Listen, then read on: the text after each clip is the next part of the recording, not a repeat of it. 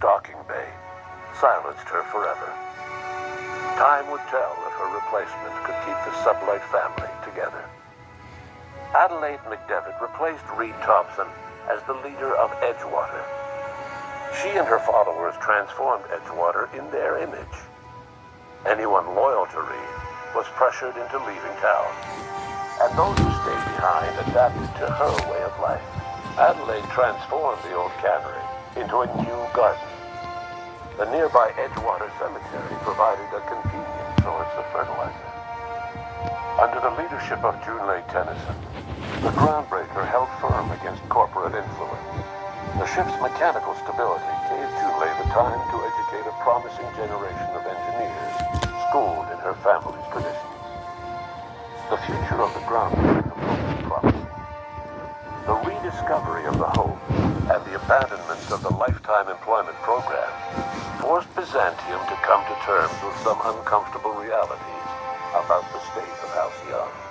While Byzantines were reluctant to surrender the luxuries they'd grown accustomed to, the board's diminished authority gave them little choice in the matter. Nearly everyone had to learn to make do with less. Some even had to get jobs. It was a dark time indeed. Ellie savored her adventures on the Unreliable. Once they were done, she returned to life as usual, running missions of dubious legality, shunning respectable work, and living life to the fullest.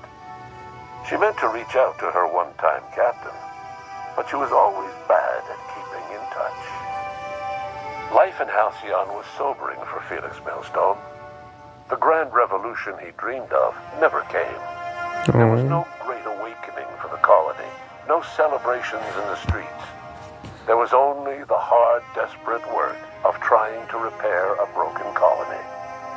Felix never had a head for numbers, but if there was labor to be done, he was there to help. Eventually, Felix realized that the work of a revolution was done with two hands. Though Parvati eventually grew comfortable aboard the Unreliable, she never quite came out of her shell. She seemed to prefer the company of Ada to the crew, and she could often be found neck-deep in cables and grease, telling Ada funny stories from her childhood. While the colony fell into chaos, she found an island of relative peace with Ada, and they formed an unusual bond. She decided to remain aboard the Unreliable permanently as its chief and sole engineer. As hard as she tried to drink them away, Nyoka's memories eventually overcame her. Traveling with the crew served as a constant reminder of the family she'd lost, and so she eventually returned to Monarch to get back to what she found most comfortable: the deep end of a bottle and the far end of a trail.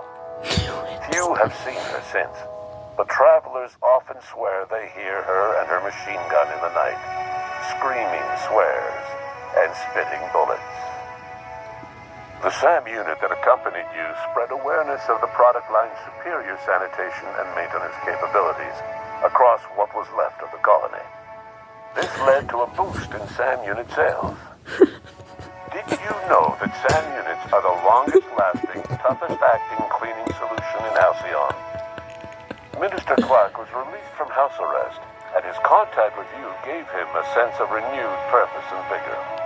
Once it became clear that no help would be coming from Earth, he threw his considerable efforts and talents into helping Halcyon manage the crisis before it. As for Dr. Phineas Wells, he spent his remaining years in his orbital lab. He eventually came to terms with his own past and was able to forgive the mistakes of his younger self by devoting his remaining years to serving the colony. Thank you, Dr. Phineas. Wells was able to revive many more scientists and engineers than he first expected, thanks to the additional batch of chemicals you stole from the ministry.